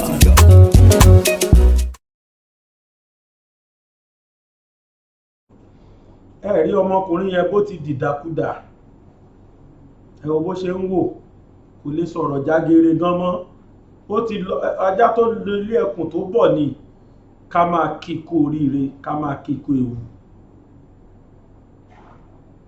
kékeré ní tí ẹ o breaking news tí mo ní ni pé wọ́n ti wọ inú army barrack alámàlà lọ gbé èèyàn lọ́wọ́ yìí àwọn Fúlàní agbénipa wọ́n wọnú army barrack lọ ní Abẹ́òkúta wọ́n lọ kidnap èèyàn mo sọ fún wa lánàá wípé ẹ̀yìn army barrack ni wọ́n ti wọlé lọ gbé èèyàn bóyá jẹta dẹ̀ ni dàgbé fídíò tí mo ṣe ń jẹta fídíò èní tẹ́ ń wò yìí èní ní ọjọ́ 11 oṣù 11 ọdún 2021 11/11/2021 òní fídíò tèní tẹ́ ń wò yìí ní tí wọ́n ṣe rèé àwọn Fúlàní wá fẹ́ fúrọ̀ wọ́n lò gbé sí ayé bó ṣe wọ́n ta ló fẹ́ mú wọn ta ló fẹ́ bí wọ́n lọ́wọ́ wò ta ló fẹ́ ní kó má ṣe bẹ́ẹ̀ Gumi sọ láàárọ̀ yìí wípé àárọ̀ ilé mi tó rí ka ó lè jẹ́ pàánà ló ti sọ̀rọ̀ àmọ́ ń sọ pé ìjọba wọ́n máa pe àwọn Boko Haram wọ́n máa bá wọn sọ̀rọ̀ tó bí nù wọ́n máa pa àwọn bandits Boko Haram náà láàkú pé àwọn àbúrò Boko Haram ni wọ́n terrorist ni wọ́n pé wọ́n máa pa àwọn bandits ẹgbẹ́ wọn wọ́n máa bá wọn sọ̀rọ̀ nítùbínùbí wọ́n ní kí wọ́n fi gbogbo ìbọn wọn lẹ̀ tí wọ́n bá ṣe bẹ́ẹ̀ tán wọ́n wá fún wọn níbi 1 million 2 million péré ìjọba ò ní fún wọn nílẹ̀ kò ní fún wọn lówó ẹ ṣe máa ní kan stop ó ní tẹ́ẹ̀ bá ti lọ fún àwọn tẹ́ẹ̀ ti lọ fún wọn nílẹ̀ tẹ́ẹ̀ kówó ńláńlá bíi 200 500 billion kẹ́kọ́ lé wọn lọ́wọ́ ó ní bandit ò lè stop nílùú tó lọ́ba tó níjòyè ọ̀rọ̀ ẹni ni ọ̀rọ̀ tí mo kà lẹ́ni mo sọ fún yìí lẹ́ni bóyá àná bóyá ènì ló sọ̀rọ̀ ẹ̀ ó ní wọ́n máa fún wọn ní peanut ní 1 million 2 million tó ti ẹ̀yẹ ká fún bandit ní kọ́bọ̀ rárá kọ́bọ̀ só yẹ kán fún wọn ó ní wọ́n á fún wọn peanut wọ́n á gba ìbọn lọ́wọ́ wọn wọ́n á ní kán gbé ìbọn lẹ̀ wọ́n máa fún wọn 1 million 2 million péré ó lẹ̀ wá ní kan stop ó ní wọ́n lè stop láéláé ó ní gbogbo ẹ̀yin tí wọ́n bá ti gbé tẹ́ bá ti rẹ́dì láti kó owó yín sílẹ̀ fún wọn ó ní wọ́n lè stop ó ní gbogbo ẹni bá nílẹ̀ kẹ́ lọ máa fún wọn nílẹ̀ ni ẹ lọ máa fún wọn nílẹ̀ ẹ máa fún wọn lẹ̀ gbogbo olù tán bá ti ṣe nǹkan yẹn ẹ máa fún wọn nílẹ̀ ẹ dẹ̀ máa kówó yín tẹ́ ní ẹ máa kó lé wọn lọ́wọ́ ó ní ẹ̀yin náà rí pé wọ́n stop àwọn ní kí náà fẹ́ máa jẹ tẹ́ bá ní kọ́kọ́ stop lẹ́ni jẹ́ pé ibi tó yẹ tó ti ń sọ̀rọ̀ yẹn ló yẹ kó ti gbé kó ti dé kódà kí wọ́n pátán báyìí kí wọ́n pín ẹran ẹ̀ káàkiri ni toró ti fojú hàn pé òun lòun da ìlú rú òun lòun wà lẹ́yìn wọn àwọn làwọn ó fi hàn wá ní báwọn táwọn dà lúrú rè ṣùgbọ́n gbòjọ́ ọmọ wọn ni kí náà fẹ́ ṣe fún ọmọ ọlọ́mọ dùn pé lábẹ́gúndé ajá àwọn ọmọ ọlọ́mọ tiẹ̀ fún lọ́mú ó mọ́ tèkìrù kí mọ́lẹ̀ Ìgbòho wà níbi tó wà yẹn láìṣẹ̀ láìrò ẹ lè sọ pé nǹkan báyìí lẹ́ṣẹ̀ ẹ lóhùn ní terrorist Nnamdi Kanu wà níbi tó wà ẹ lóhùn ní terrorist ṣùgbọ́n àwọn tí wọ́n ń pa méje mẹ́jọ pa gbẹ̀sán gbẹ̀rìndínlógún àwọn tí wọ́n bá pa tí wọ́n máa gbé tán máa gbowó lọ́wọ́ wọn tó dẹ̀ ń fojú hàn tán dẹ́ tá à ń rí tí kì í dẹ̀ ṣe pé ẹ̀ mọ̀bi tí wọ́n wà ẹ ṣe ìkọ̀kọ̀ sáwọn ìyàwó yìí ń ṣe terrorist kódà Malami ní káwọn tó lè sọ pé terrorist ni wọ́n ó ní protocol kan táwọn gbọ́dọ̀ tẹ̀lé ó ní procedures táwọn gbọ́dọ̀ ní procedure tẹ́ tẹ̀lé kẹ́ tó gbé Nnamdi Kanu procedure tẹ́ tẹ̀lé kẹ́ tó gbé Ìgbòho a dẹ̀ sọ pé wọ́n Nàìjíríà lóòótọ́ ní Nàìjíríà jẹ́ wọ́n Nàìjíríà ṣá àbí ìran kan dáa jù ìran kankan là ń ṣe a rí Fúlàní as number 1 citizen àwọn ará gbogbo àwọn tó kù as number 3 torí Fúlàní àti màálù wọn number 1 and 2 ni wọ́n ṣèlú tí wọ́n ti pa odindi ọba Olúfọ́n tí wọ́n pa tábùjá ò rọ̀yàn wà nítorí ẹ̀ tí Fúlàní kan wá lọ rìpọ́ọ̀tù pé wọ́n pa màálù òun tọ́dẹ̀ torí ẹ̀ rọ̀yàn wà látàbùjá pé kán wá gbé gbogbo àwọn olóyè ìlú yẹn wá ṣé màálù wà kí n ṣe second class citizen yẹn ṣáwọn èèyàn ń ṣe third class citizen wọ́n pa odindi ọba ìlú Fúlàní pa ọba Àbújá ò torí ẹ̀rọ ọ̀yàn wọ́n ti ẹ̀dá sọ kódà wọ́n láwọn gbọ́dì sí wọ́n gbé ọ̀bọ̀n ní ṣe wọ́n bá kọ̀rọ̀ dráìfà ọba yẹn gbé ọba yẹn ó fẹ́ máa gbé sá lọ wọ́n dẹ̀ yìnbọn fún Fúlàní dẹ̀ yìnbọn fún wọ́n dídì wọ àfihàn lọ́ní wọ́n dẹ̀ yìnbọn fún lójú gbogbo ayé Olúfọ́n wọ́n pa gbédì sí kò sí tó ṣẹlẹ̀ sí Fúlàní sì wà lóńdó state wọ́n sì lò gbèsè ayé bẹ́ẹ̀ o wọ́n wà lẹ́kìtì wọ́n lò gbèsè ayé o àwọn apanirun ìdí kìí ṣe pé bóyá Fúlàní lásán àṣẹ ń bá Fúlàní gbé náà mo ní wọn lọ́rẹ̀ẹ́ tọ́dẹ̀ jẹ́ níré tí wọ́n ń ṣe Fúlàní wèrè bí táwọn ilé kódà àwọn Fúlàní olórí burúkú wọ́n ti kọ́ bá wọn Fúlàní dáadáa ti tẹ́lẹ̀ táyé mọ̀ tèmi mọ̀ tó jẹ́ pé ìgbésí ayé wọn ti di kò gbélé kò bóde mọ́ sí àwọn ẹni rẹ tí tèmi mọ̀ kìí ṣe pé bóyá wọ́n mọ̀ pé ẹni dáadáa ni wọ́n kódà ìkọ́nù wọn dáléèwé lẹ̀ tó jẹ́ pé ọmọ Yorùbá ló pọ̀ jù bẹ́ẹ̀ ó fẹ́ lè ṣe lọ́fẹ̀ẹ́ Fúlàní dẹ̀ ni ara àwọn Fúlàní tá a ti jọ ń gbé tí kìí ṣe ọgbọ̀n ọdún tí àwọn Fúlàní tá a sọ yìí wọ́n tún pa àwọn yẹn náà wọ́n tún jí ẹran wọn kó wọ́n tún jẹ́ran wọn kó kí ni ká wá ṣe ká máa wá wò ká pànù mọ́ kó ní kálukú má sọ̀rọ̀ èèyàn bá sọ̀rọ̀ ẹni kó mórí wá kó fọrùn lẹ̀ ẹni tẹ́ẹ̀dá ò bá lè mú Ọlọ́run adẹ́ẹ̀dá lè mú ẹni tẹ́ẹ̀dá ò bá lè mú Ọlọ́run adẹ́ẹ̀dá lè mú Ọlọ́run á ṣàánú wa ẹ̀yin èèyàn mi ẹ má torí rumors lásán tẹ́ gbọ́ yìí ẹ má torí ẹ̀ para yín o irọ́ tó jìnnà sóòótọ́ ni ní agbára Ọlọ́run ọba ní agbára Ọlọ́run àjọ fetí gbọ́n tó ṣẹlẹ̀ sólóyè Ìgbòho ni àjọ tó fetí gbọ́ ayọ̀ ìròyìn ayọ̀ lé lórí ni lágbára Ọlọ́run wípé ọmọ Adéyẹmọ tó Ọlọ́run ṣe wọn ó ti lọ àyè tó ti máa gbádùn ó wà ní Germany o ní agbára Ọlọ́run bó ṣe máa rí nìyẹn Ọlọ́run ṣẹ́dẹ̀ wá rí kò sí bó ṣe lè jẹ́ o ó sì máa wá padà gún ẹṣin wọ Nàìjíríà yìí tí gbogbo ayé máa lọ pàdé ẹ̀ pẹ̀lú convoy ní agbára Ọlọ́run ọba bó ṣe máa rí nìyẹn tó jẹ́ pé tó máa land the presidential wing táyé máa lọ pàdé ẹ̀ ní international airport tó máa fún ní heroes welcome ní agbára Ọlọ́run bó ṣe máa rí nìyẹn ó máa ń rí bẹ́ẹ̀ gbogbo ẹni bá ti fẹ́ ga ẹsẹ̀ àkọ́kọ́ tí rí ó ní tóun ṣe yìí wọ́n wà ní símọ́ o pẹ̀lú ògo Ọlọ́run kò ní kú sí ní agbára Ọlọ́run ẹ jẹ́ tó máa fàsìkò yìí dúpẹ́ lọ́wọ́ gbogbo ẹ̀yin tí ẹ bá wa dá sí ọ̀rọ̀ ìyá Mary mo mà dúpẹ́ o mo dúpẹ́ gan-an lọ́wọ́ gbogbo yín mo sọ authoritatively lẹ́ni pé owó yẹn ti pé ó ti pé owó tá à ń wá ti pé ó pé nìkan kọ́, kódà mo tún ti ń rò lọ́kàn mi pé owó tó tún sì wọlé sí i bàbá tí mo ló fẹ́ pokùnso tó jẹ́nu mọ́tò ló ń gbé, lágbára Ọlọ́run ká bá ti sẹ́tù ọ̀rọ̀ ya Mary, àmúnú owó yẹn tówó yẹn bá káàkiri rẹ́ǹtì ilé fún bàbá yẹn á lọ gbalé fún nínú owó tó bá kù. Owó ya Mary àdúpẹ́ lọ́dọ̀ Ọlọ́run, Ọlọ́run ti ṣe, owó ti rí bá iye tá a fẹ́ ti pé. Ẹ̀yin onínú dúdú ọlọ́rẹ tẹ́ lákàntì yẹn lọ́wọ́, mo tún sì ń fàsìkò yìí bẹ́ẹ̀ yìí sẹ́ pé NGO oníkìní yẹn NGO àkáǹtì ló ṣe jẹ́ NGO àkáǹtì la fi síta. Kí n tẹ́ ẹ bá ń rí ẹ máa bá wa fi síbẹ̀, tẹ́ ẹ bá ń bá wa fi síbẹ̀. Àwọn kò ń ṣe kò tẹ́ mi lọ́rùn kí n máa wá bí wá máa sọ pé nǹkan ṣẹ́ ní báyìí ẹ dáwó fún, no, kò tẹ́ mi lọ́rùn bẹ́ẹ̀, torí pé program yìí kì í ṣe program NGO. But ṣe rí tẹ́ bá ti ṣe bẹ́ẹ̀ fẹ́ nìkan, àwọn lẹ́tà tó wà lọ́wọ́ mi sì sẹ́ ó ti tó 15, ó ti tó 15. Àtijọ́ mo ti bẹ̀rẹ̀ ọ̀rọ̀ ya Mary báyìí láwọn èèyàn ti bẹ̀rẹ̀ sí ní wá, ẹlòmíì máa wá sọ́fíìsì mi, ẹlòmíì máa sẹ́ndì mẹ́sẹ́jì sórí WhatsApp pẹ̀lú fídíò, tí bàbá tí mò ń sọ fídíò ni mo rí, wọ́n dẹ̀ interview ẹ̀, ọ̀rọ̀ yẹn touch mi, ẹbí lọ gbogbo ẹ̀ lọ, kò síbi tó máa gbé, ó wá lọ gbénu mọ́tò kan tó ti bàjẹ́ sétí ilé wọn bí ilé tán ti lé dànù. Nígbà tó wò pé ẹsẹ̀ dẹ̀ tó dùn, ẹsẹ̀ yẹn pọ̀ débi pé igi ló fi rìn. Ó ní tó ń bára táwọn bá wọn tó bá lóúnjẹ àjẹkù ládùúgbò ni wọ́n máa gbé fún tó máa jẹ́nu mọ́tò yẹn ń bẹ̀ tó fi ṣe lé.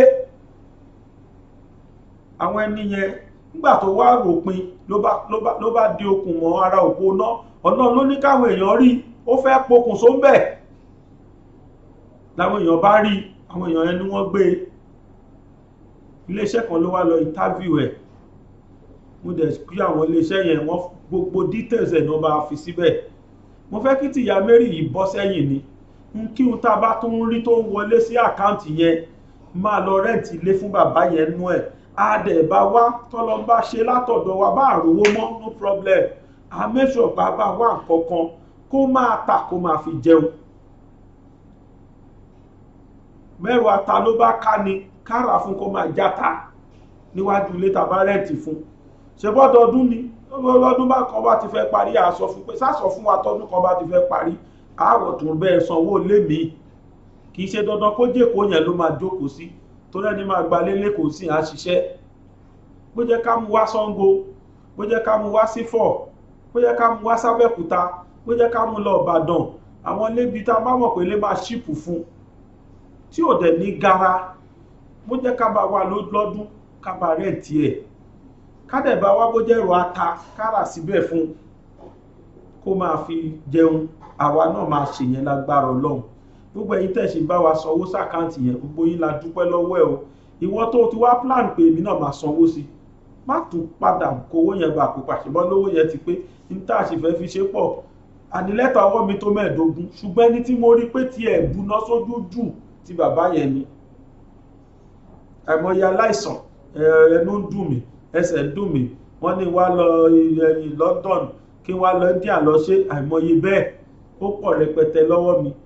A lè pa ẹ̀yin èèyàn tẹ́ ń wò wá, a lè máa gbé gbogbo wọn wá, a máa sọ lẹ́ẹ̀kọ̀ọ̀kan báyìí náà ni. Tí bàbá yẹn ṣá ló kù tó wà lẹ́mìí mi sí. Táwa ti yanjú ti ya Màríà yìí ní agbára Ọlọ́run títí ọ̀sẹ̀ tó bọ̀ àparí tiẹ̀.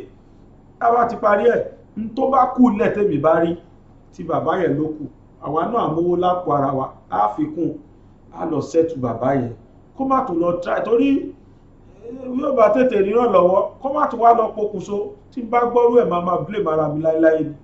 Ọlọ́run á ṣe dáadáa fún wa. A ní gbogbo ẹ̀yin tẹ́ bá wa dá sọ́rọ̀ yìí, ẹ ní mọ́yà, ẹ ní mọ́ṣẹ́, ẹ ní tọrọ jẹ, ẹ ní sunkún. Wọn ò ní bọ́ bàtà ọ̀fọ̀ sí ẹnu ọ̀nà ilé ẹnì kọ̀ọ̀kan yín.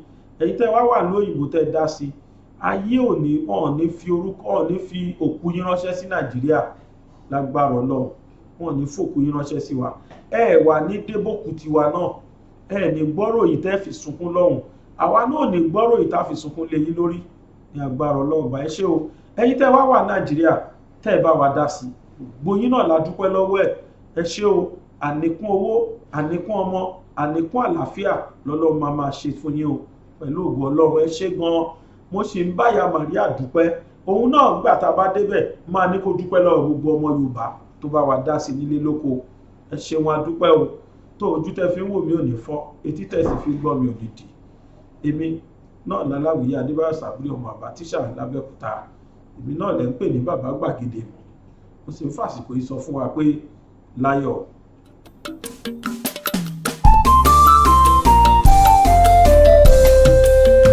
BGI TV yìí mo fẹ́ máa wò, ọ̀rọ̀ tó jẹ ti ń gbèsè mo fẹ́ gbọ́, ètò lóríṣiríṣi wọ́n wà lọ́lọ́kan òjọ̀kan, ìròyìn tó kojú òṣùwọ̀n àtàwọn ọ̀rọ̀ àgbọ́ fi kọ́gbọ́n, eré wọlé fún tẹ̀rù tọmọ tèwe tàgbà ẹ má fi para. BGI TV mo fẹ́ máa wò, ọ̀rọ̀ tó jẹ ti ń gbèsè mo fẹ́ gbọ́, ètò lóríṣiríṣi wọ́n wà lọ́lọ́kan òjọ̀kan, ìròyìn tó kojú òṣùwọ̀n àtàwọn ọ̀rọ̀ àgbọ́ fi kọ́gbọ́n, eré wọlé fún tẹ̀rù tọmọ tèwe tàgbà ẹ má fi para. àdànà kú kọjá mórí nǹkan fèrè, bàbá rìnrìn káwí parí. BGI TV, we are the pace setters. Bàbá gbàgede ìmọ̀ tẹlifíṣọ̀n station tí dòde. iléeṣẹ́ amóhùnmáwòrán tó mọ bó ṣe ń lọ, tó ní ìròyìn kọ́ńbọ̀kì tó jẹ́ yàjóyàjó, ìròyìn àti ìsọfúnni àtìgbàdégbà, àwọn ètò tó ké pọ́pọ́ flẹ̀ má yí kúò ń bẹ̀, má gbé kúò ń bẹ̀, máa jẹ̀gbádùn ẹ̀ lọ. BGI TV, bàbá gbàgede ìmọ̀ TV, èdè ọ̀kìn ló dirí ẹwà fákòkò o. bí ọ̀kìn bá tú ìyẹ́ ẹ̀ díẹ̀, ẹwà rẹ̀ á kalẹ̀ á ká oko. ẹ kàn sí ẹ̀ka ìpolówó ọjà wa láti bá wa dòwò pọ̀ lórí +234 70 38 22 61 60. fún àwọn tí ń bẹ lórílẹ̀‐èdè Nàìjíríà 070 38 22 61 60. BGI TV, bàbá gbàgede ìmọ̀ TV, ọ̀gá ni kọ́ń láwùjọ òkúta. Bàbá gbàgede ìmọ̀ tẹlifíṣọ̀n station tí dòde.